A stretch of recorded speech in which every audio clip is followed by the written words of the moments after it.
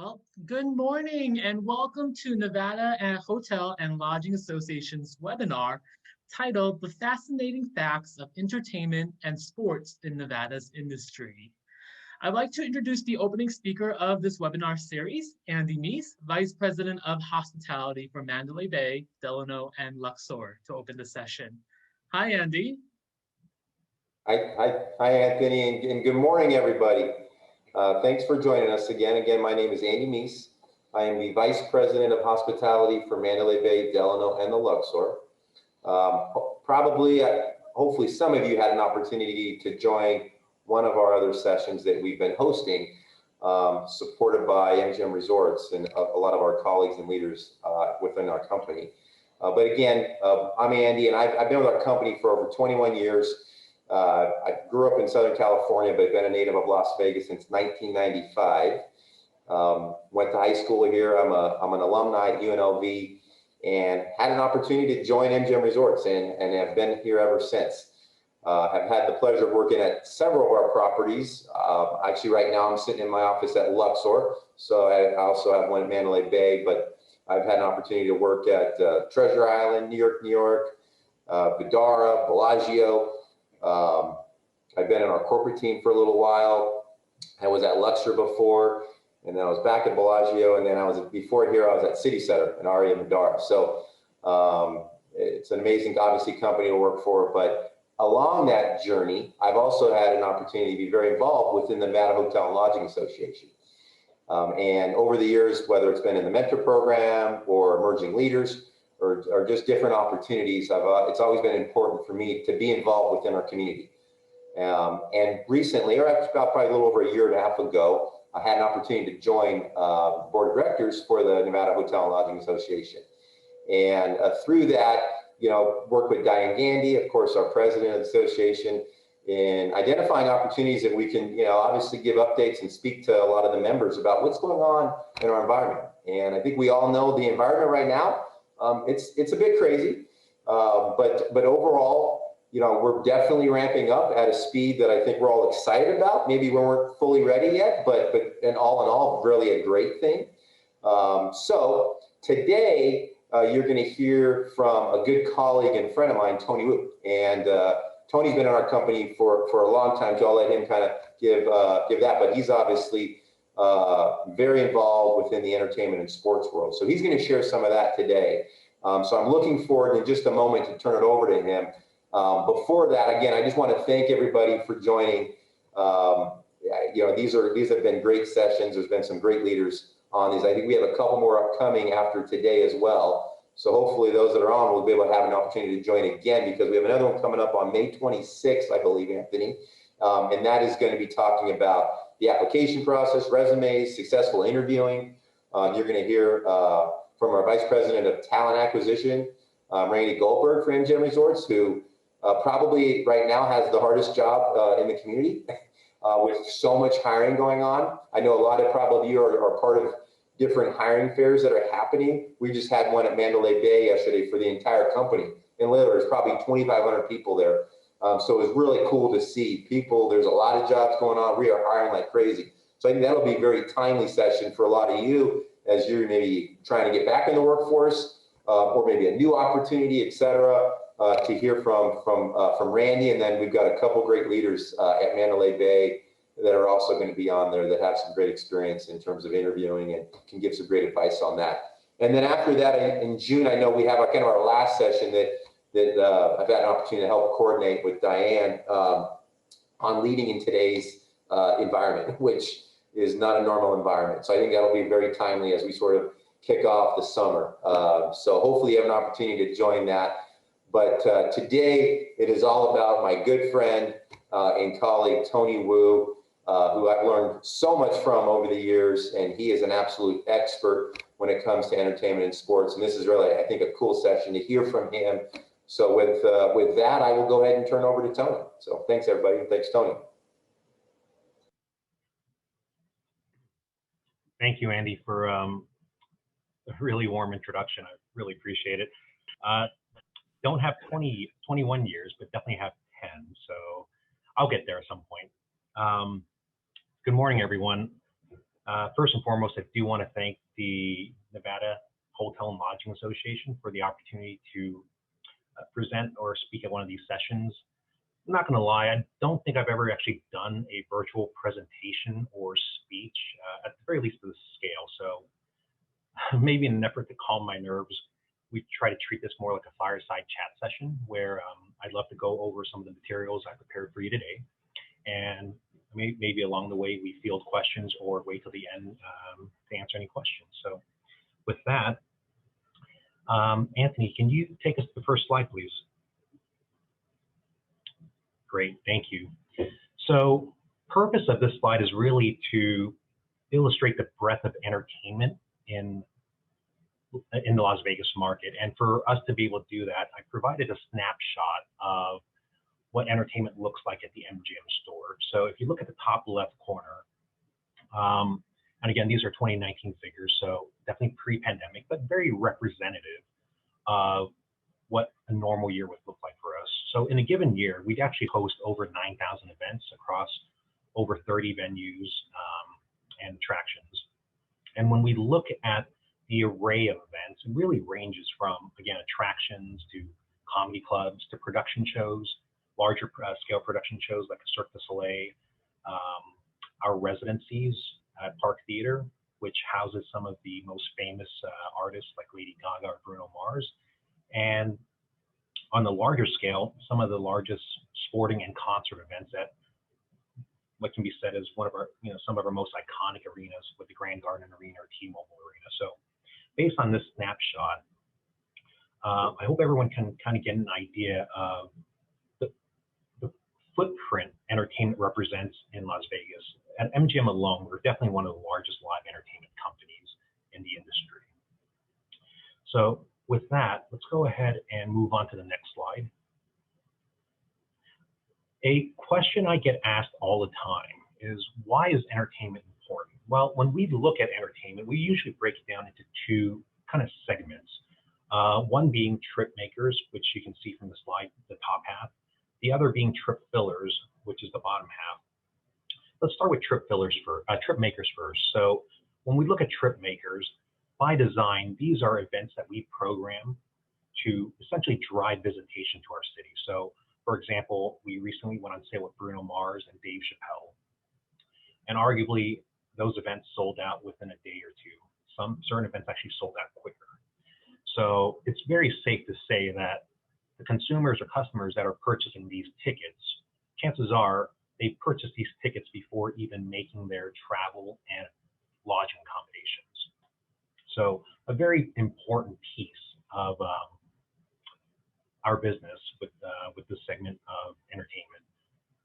When we go into trip fillers below, which is equally important, it's really more of, when we look at trip fillers, more production shows, quality production shows and amenities that are available when guests arrive to Vegas and really need not necessarily have any plans. So when they see these amenities and these shows, a lot of times they gear towards this type of entertainment, which in turn drives a lot of traffic into our buildings. So two segments that are incredibly important to our overall business and hospitality. Next slide, please. Oh, I'm sorry. Before I go on the next slide, I definitely want to be sure to introduce probably one of our biggest partners in that trip filler segment, our partners at Cirque du Soleil, with a quick video.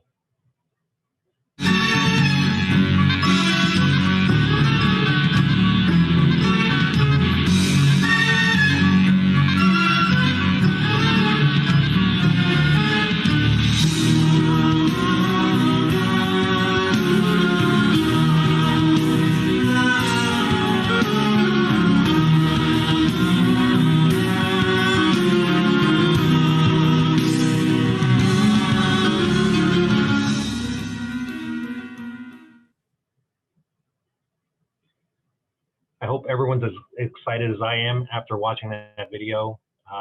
We can't wait to welcome our first Cirque du Soleil show back on July 1st at the Bellagio with O.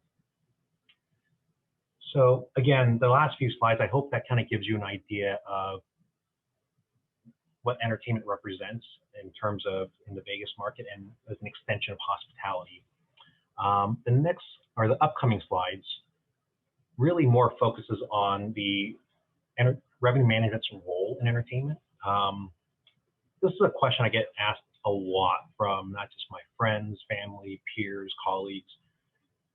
And the question really is, what is entertainment revenue management? Like, Tony, what do you do? So I would probably say, this is usually my first response is, entertainment revenue management is really the unsexy part of entertainment. When people normally hear entertainment, they go to they're directed to the bottom left corner of the slide where they see high level engagement, large fanfare, high energy.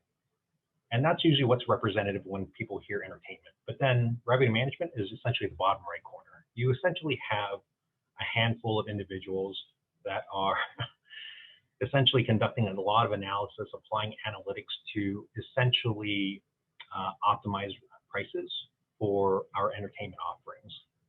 And if we are able to do that correctly, as we go to the next slide, what we really do is we essentially make money, depending on how we yield prices either up or down to drive more throughput.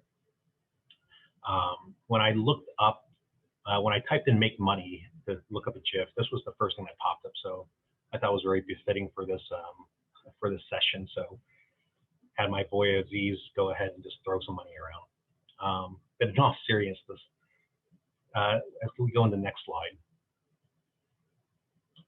how we actually really do it is really dependent on a couple key pillars. Sorry, we usually run into some issues with this slide, so let's give it a second.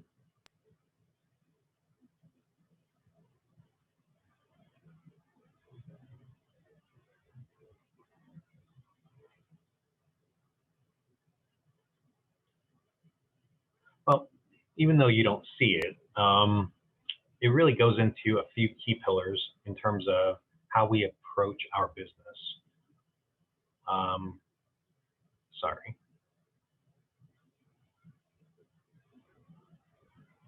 Stand by for one moment. Okay, Anthony, thank you.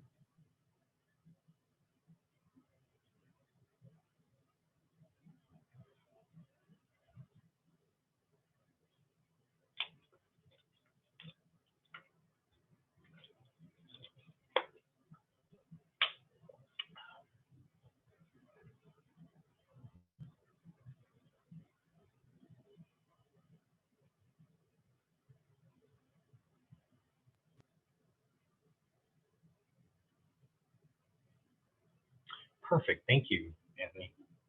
So what we do, or at least the core of what we do, is really based on these 5 pillars, where if you look at the top right quadrant, we understand that data is a critical element to what we do. So our ability to extract data is usually the first step. From there, how do we transform data into usable information? And then from there, how do we actually convert that to knowledge, or in this case, really create strategic plans in terms of what we want to do, and effectively yield rates depending on the entertainment type offering. And then the next is our execution. How do we actually push these prices and these discounts into the market?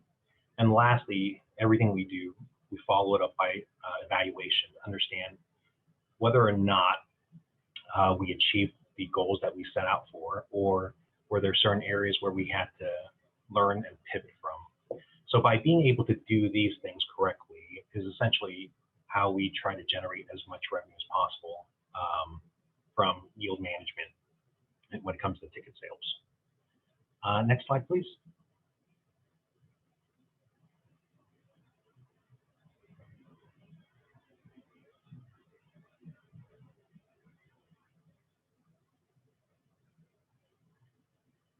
Great. So normally when I discuss revenue management, a lot of times given that entertainment is still relatively new in the field, or is at least not as mature as, call it, the airlines or the hotel industry, I usually like to draw comparisons, which helps people understand a little bit more of how RM is really applied to entertainment. So in looking at the bullet points, in terms of methodology, I would probably say it's fairly similar between hotel and entertainment. We both deal with supply and demand, or time series of demand. As far as products go, I would also consider that as fairly similar. Both lines of businesses really deal with perishable inventory, rooms for hotel, seats for entertainment. Now, one of the biggest differences is really assessing demand trends. So right below, I created a quick matrix, and then to the right of that, a quick graph to help me kind of illustrate this point. So if you look at the matrix below, on the far left, you really essentially have your booking window, which is 100 plus days out, 60 days out, 30 days out, all the way to 5 days out prior to, let's just say, arrival or prior to the show.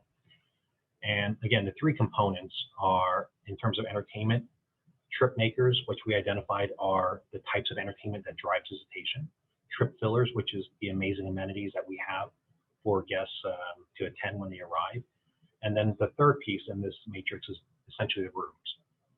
So let's start with the rooms. Notice I highlighted in green. Again, this is purely for illustration, but I think it holds pretty true. So when you look at how rooms essentially fill at 100 plus days out, safe to say 20% of the overall business materializes at 100 plus days out. At 60 days out, it increases 35% to 55%, all the way to 85% at 5 days out. So when you look at the curve on the right in the graph, that gray line, you'll notice that the curve is fairly smooth, and it allows for, my partners in hotel revenue to essentially yield rates throughout that booking window. Now, the key difference between rooms and entertainment, let's start with trip makers, as I kind of described earlier with Bruno Mars or Dave Chappelle, where we sell it relatively quickly. Notice that in trip makers, at 100 plus days out, it essentially accounts for 70% of the overall sales to these types of events already occur 100 plus days out. So meaning, when we go on sale, the window is incredibly compressed. If we sell out in a few days, I really only have a few days to really optimize rates for that type of event, the trip maker type events. And then on the opposite spectrum, when you look at trip fillers, notice that at 5 days out, we essentially materialize at 50% of our overall sales. So what that means is the remaining 50% really happens when guests arrive to Vegas, which is also, call it, based on your average length of stay being 2 to 3 nights. Within 2 to 3 nights is when the remaining sales come through. So we have a very compressed window to optimize rates for your trip filler type of events. So I think this really kind of highlights what the key differences are between both industries.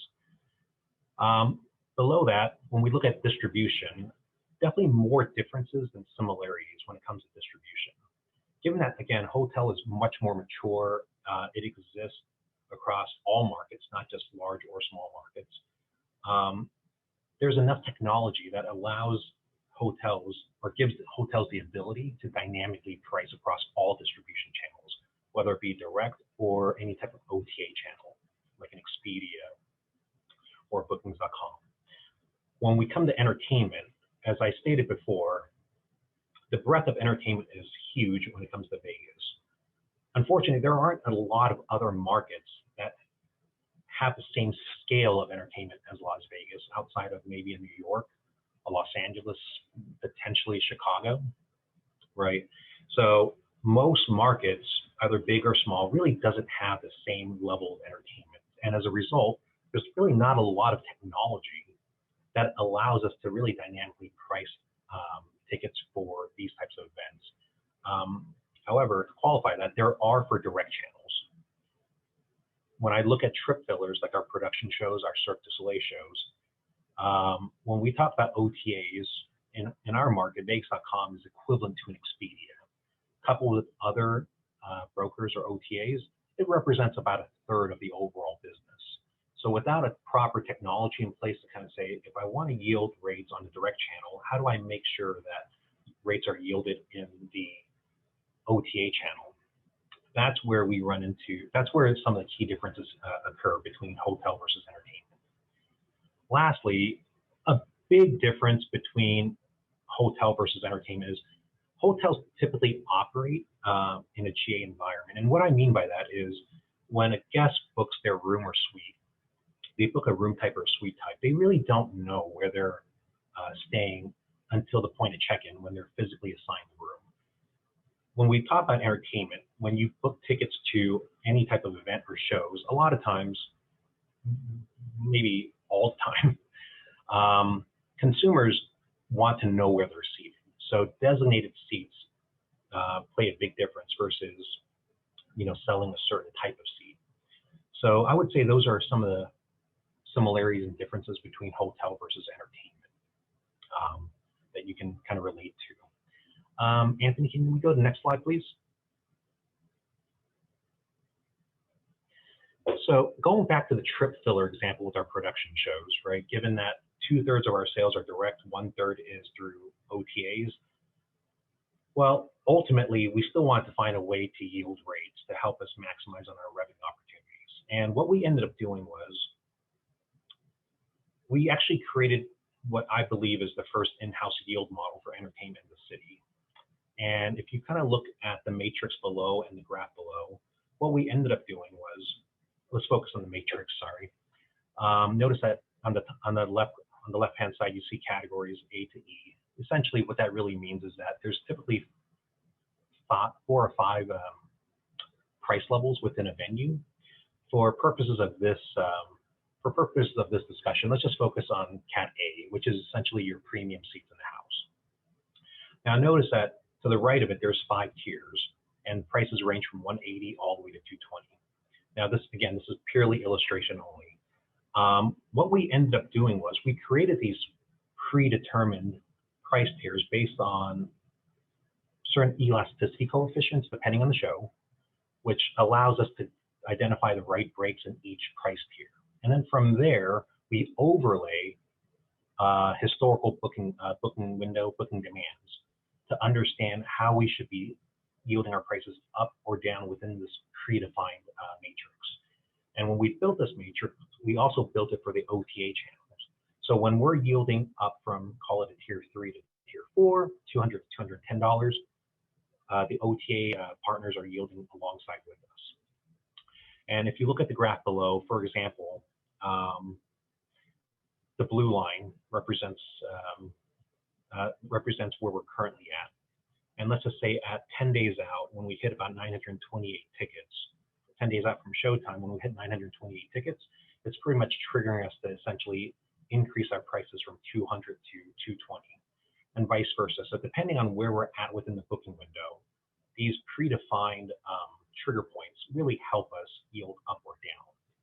So as a result, this was a solution that we put in place to essentially help us yield rates.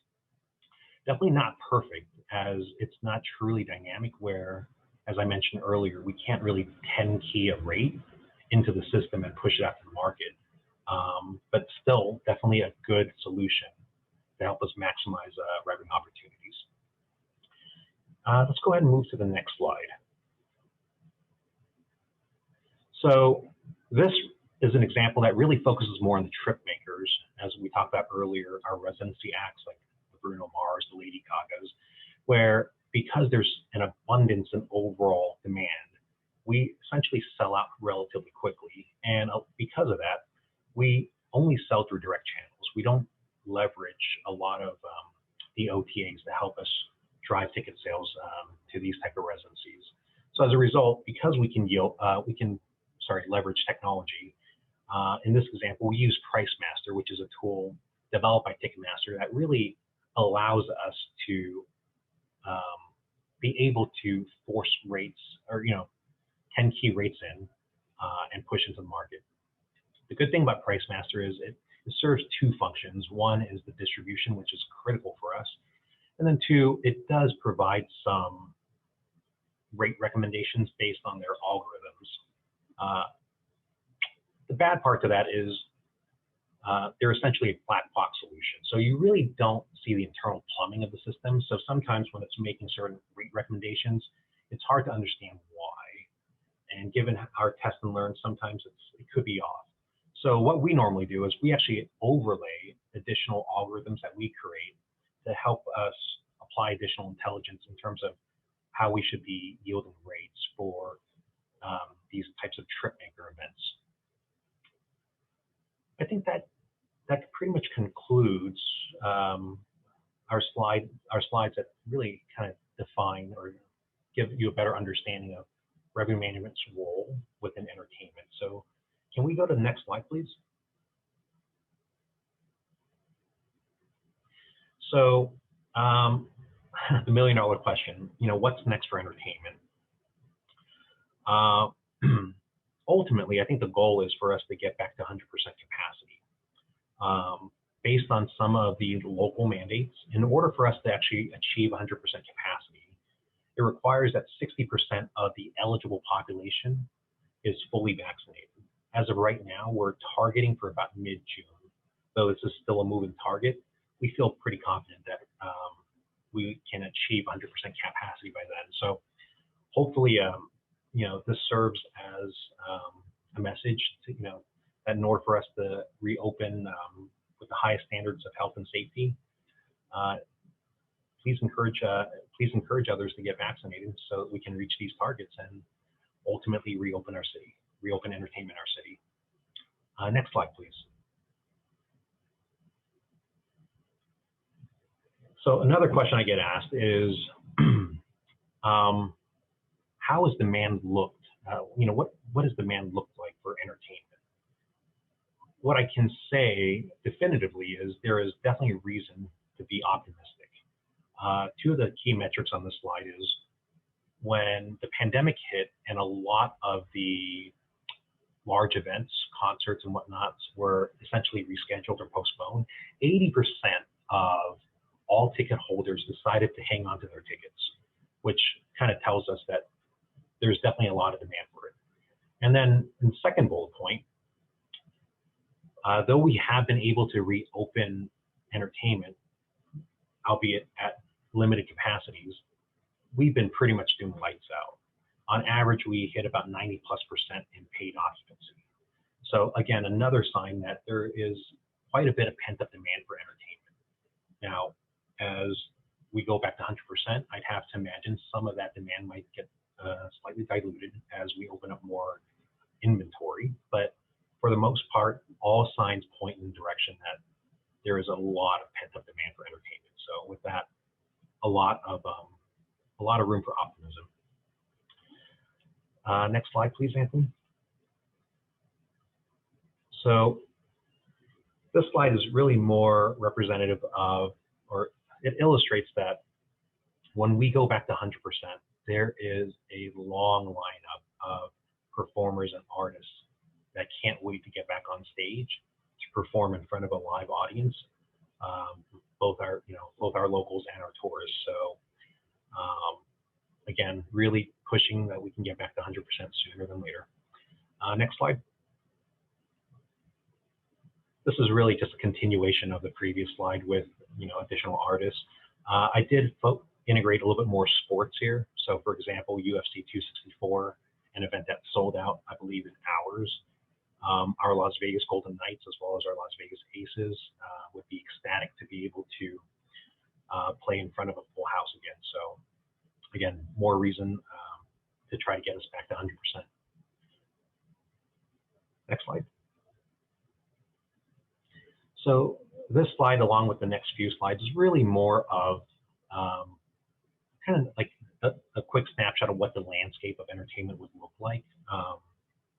As everyone can see, Resorts World, as some or all may already know, they will have a venue or theater that's going to seat, I think, north of 5,000, 5,000 guests, and they have a fantastic lineup with residency artists like Celine Dion, Katy Perry, and others. So excited to have this addition to the city. Next slide. Another big addition to our city, the MSG Sphere, that's slated to house behind Venetian Palazzo. I believe capacity is going to range between 17,000 and 20,000. As far as timing goes, I'm not 100% sure. I think it was late 2022, early 2023, but needless to say, once this building opens up, it will generate a lot of great concert programming. Next slide, Anthony. Lastly, Allegiant Stadium.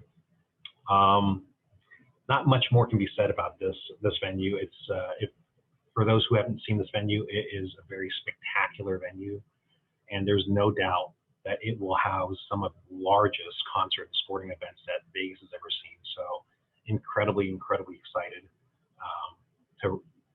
for Allegiant Stadium to ramp back up with events. I believe it's starting with Garth as their first concert event. So awesome stuff there. Next slide.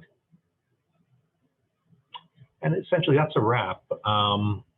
From the RM standpoint, again, though we are the unsexy part of entertainment, we really do have a lot of fun. And we work very closely with a lot of our partners to essentially welcome back entertainment as we get back to 100%. So with that, Anthony, thank you for moderating, and I'll send it back to you. Thank you, Tony. Great facts, great presentation. I learned a lot of things about the science of revenue management and how it relates to the MGM Resorts Entertainment and Sports headliners. So we did reserve the last few minutes to take the questions from our audience. Audience, of course, please submit your questions on the Q&A feature right now, and we'll get your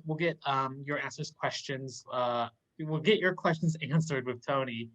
While we wait, we do have some questions for you, Tony. The very first one, given that revenue management is relatively new, specific to the industry of hotel and airlines, how did you start your role in this industry? Oh, in entertainment. Yes. So it's actually kind of funny. It was really more happenstance than anything else. Like Andy, I'm pretty native. I was born in Philly, but I'm pretty native to Vegas. Grew up here, attended school here, graduated with a degree in MIS. So once I graduated college, I actually started working as a programmer at Sprint. Sprint, when they had their local telephone division here. And a lot of my role was to, create programs that analyze metrics in terms of Sprint's fiber expansion. And what ended up happening was, after witnessing that large growth, I decided to go into real estate after that, and had a pretty long career in real estate. However, once the market crashed, it was at that time I was like, you know what? I spoke to some of my colleagues, and they were looking at other opportunities, just side opportunities. And one of the things that were brought up was valet attendant. So I was like, oh, I think I can do that. So I actually applied. I don't know if there's any friends or colleagues on this webinar from LVS or Venetian Palazzo, but I think it's a pretty funny story. So I applied for a valet attendant at Venetian Palazzo. And I remember after I applied, I answered their assessment questions. And I have to imagine I did pretty well, because on a couple of questions I didn't know, I definitely looked it up and incorporated into my response. The next day I actually received a phone call. Actually, after I finished the assessment, I saw one role, revenue analyst in entertainment. And I was like, I wrote my capstone paper on yield management. So I was like, this might be fun. So I actually applied for that. So I applied for 2 positions. The next day I received a phone call from the employment center saying that, Tony, you're really not allowed to apply for more than 1 position at a time. And I told them, I didn't know, because I've never worked in hospitality before. But when she asked me, well, which position do you want to keep? I was like, definitely keep the valet. I'm not really sure if I'm ready for a career change. And her response was, unfortunately, you don't really qualify for valet. And I remember at the time, I think my response was a little bit rude, but I asked her, so, well, how smart do you have to be to park cars? She was incredibly nice, and she's like, I don't really know how the assessments work, but if it makes you feel better, you qualified for the analyst position. And I was like, wow. At the time, I wasn't really ready for a career change, but she said, well, if you don't want to come in for an interview, that's fine, but just I want to at least let you know we do document it or we notate it. So as a result, I went ahead, I would move forward with the interviews and essentially got hired at LVS as a revenue analyst for entertainment. And then from there, I think ultimately evolved over to MGM, because MGM definitely in terms of entertainment has a wider range of entertainment, larger scale. So the rest is history. So really, I kind of came into this industry more so by luck than anything else.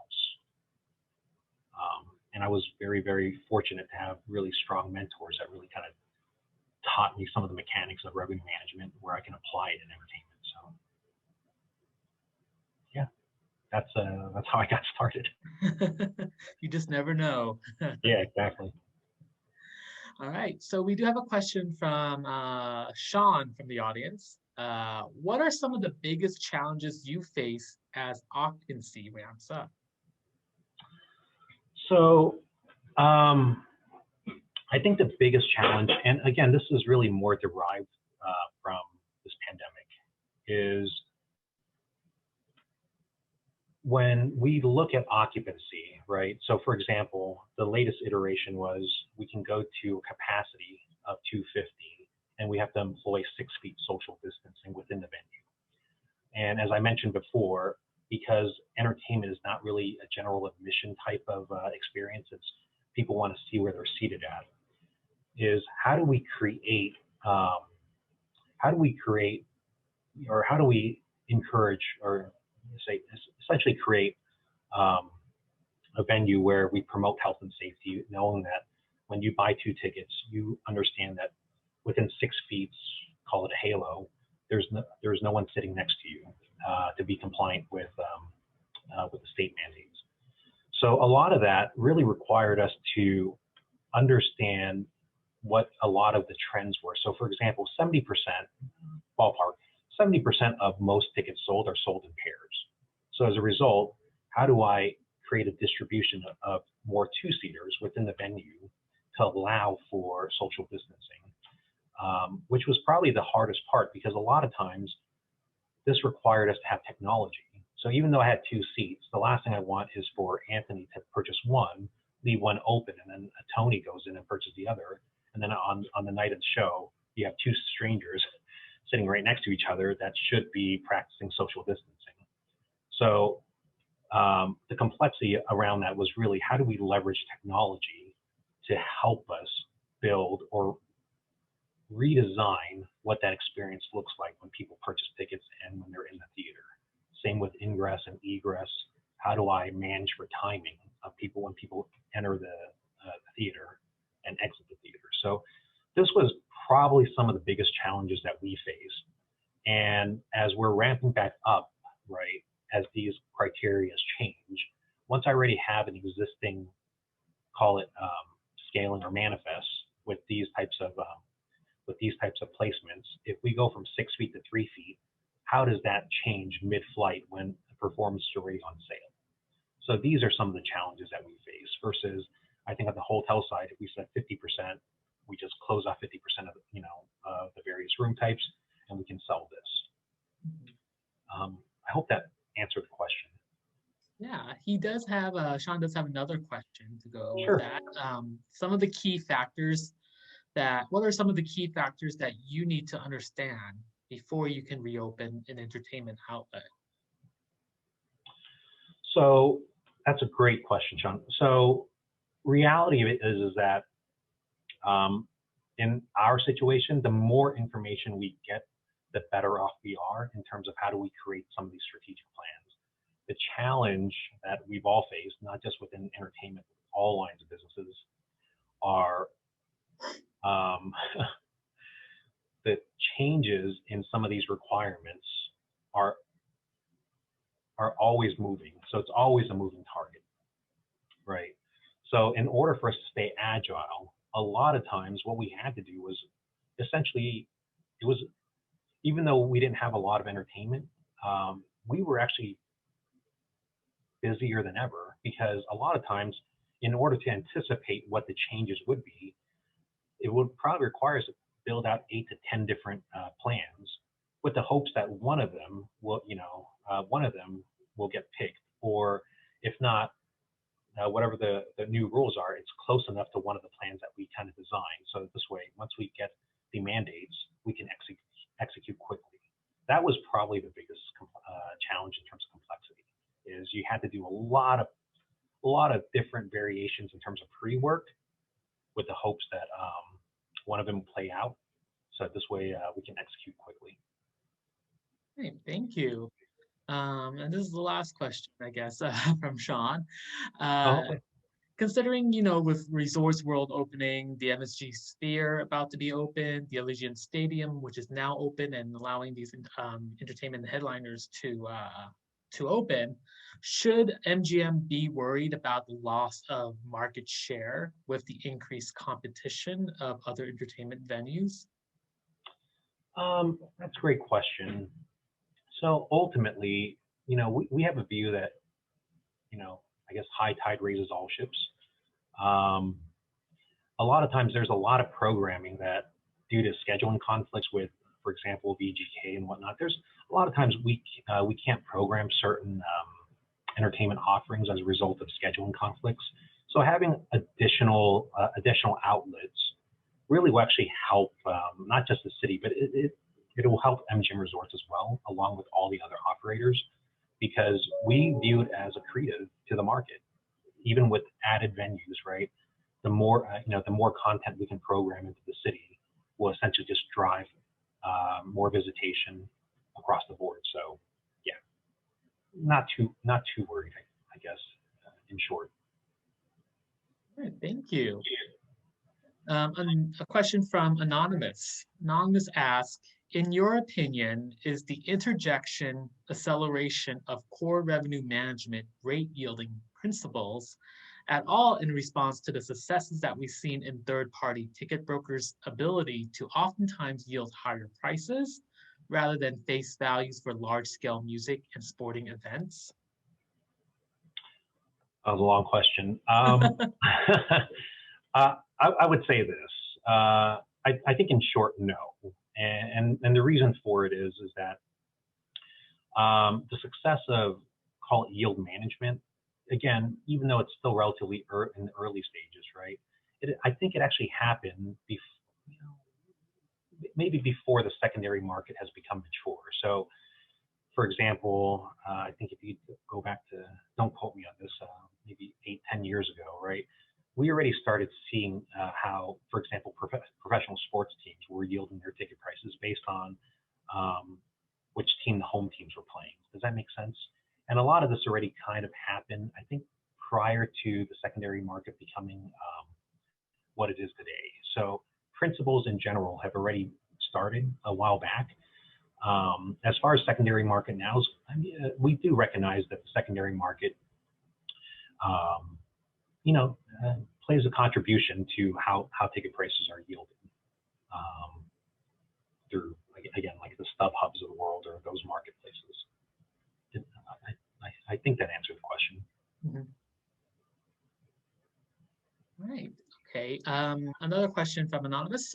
When you see an event such as the UFC event, for instance, that sells out in 3 hours, do you consider this a success, or rather evaluate this as a missed opportunity to have yielded a higher rate?